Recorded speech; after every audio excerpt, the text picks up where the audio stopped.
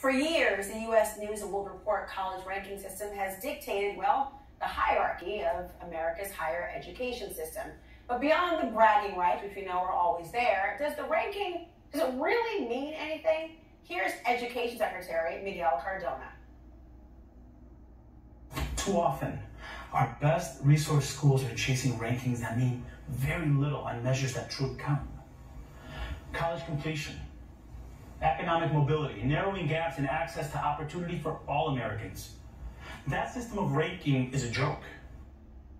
A joke, he says. Well, on Friday, Columbia University admitted that it submitted inaccurate data for last year's ranking. Its ranking has now fallen from 2nd to 18th.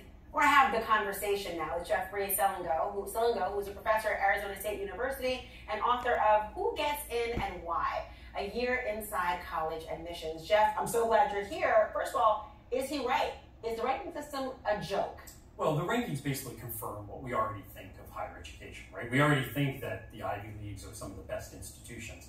What he's really right about is that it measures inputs. It measures the students coming in the door, not the students going out the door. What I really want to know as a tuition-paying parent is, do these kids get jobs, right? Do they lead good lives? That's really what I want to know out of the rankings. And U.S. News and World Report doesn't really measure that at all. So what are they measuring?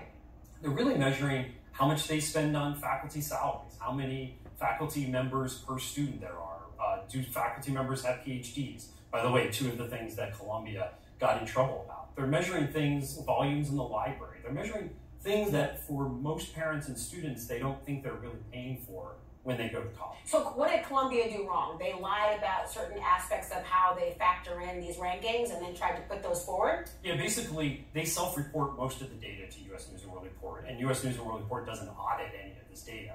What's interesting about this is that if, like, a random school in the middle of nowhere submitted questionable data, U.S. News and World Report would probably be all over it, right, if a school suddenly went from 100 to number 10.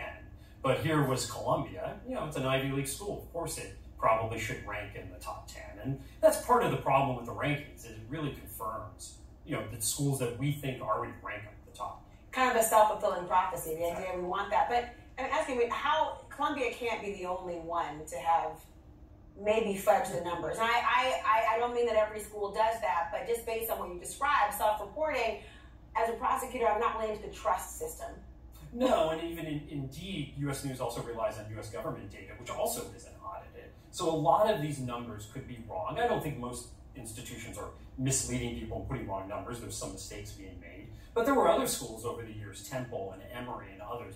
But Columbia is definitely probably the most prestigious that has been caught doing this over the years. Well, the prestige notion of it, I mean, this speaks volumes about higher education in general. I mean, if the idea of rankings chasing is the goal, as opposed to the factors you talked about, what happens after that degree, it's a larger political discussion about the value you put on higher education. And also, these schools at the top are tiny, right? You have to go, basically, the top 20 universities in the U.S. News and World Report rankings educate maybe 150,000 undergraduates out of 15 million undergraduates across the country. So they're so tiny, but yet they take up so much of our time, like right now.